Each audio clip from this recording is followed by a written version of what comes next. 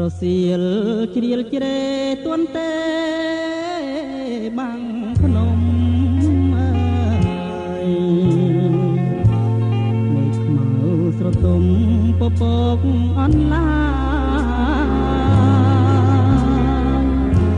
រសាត់អណ្ដែតពីនេះដល់អាយដូចខ្ញុំឃ្លាតកាយឆ្ងាយចោលទឹកដីនឹកឃើញកាលបងពងរត់ជីវ៉ា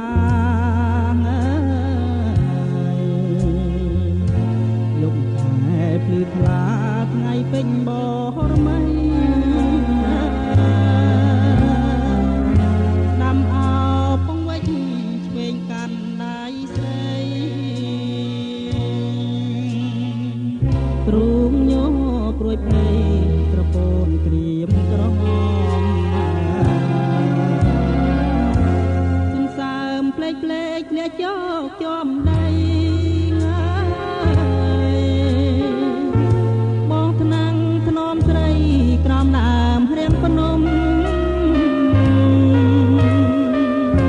លើមាត់ឆ្លុះតតសំរែងខ្លាធំកែវអូនគេញងក្នុងហាត់ថាប្តីថ្ងៃនេះយើងបានដល់ឋានសុខហើយរឿងចាំងខ្វះត្រើយព្រោះមានរឿងថ្មីអូនផាត់ណូនខ្មត់គ្មានអាសូរប្តីមានឈ្មោះល្បាញបីជាស្រីចិត្តចាស់ជួ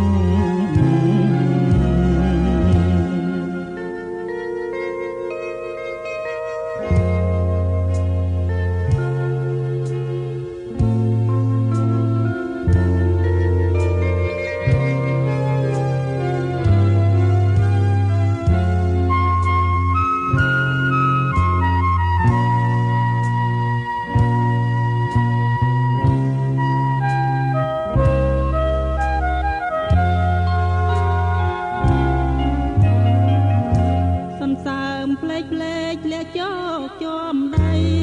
ងាយបងថ្នាំងធ្នមស្រីក្រោមដើមរៀងភ្នំលើមាត់ឆ្លុះតបសំរែងខ្លាធំកែវអូនគេញងក្នុងហាត់ថាប្តី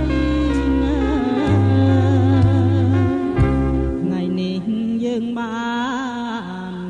ដល់ឋានសុខហើយរឿងចាំខ្វះត្រើយព្រោះមានរឿងថ្មីអូនផាត់ណូនក្បត់គ្មានអាសូរប្តីមានឈ្មោះល្បាញល្បីជាស្រីចិត្តចាស់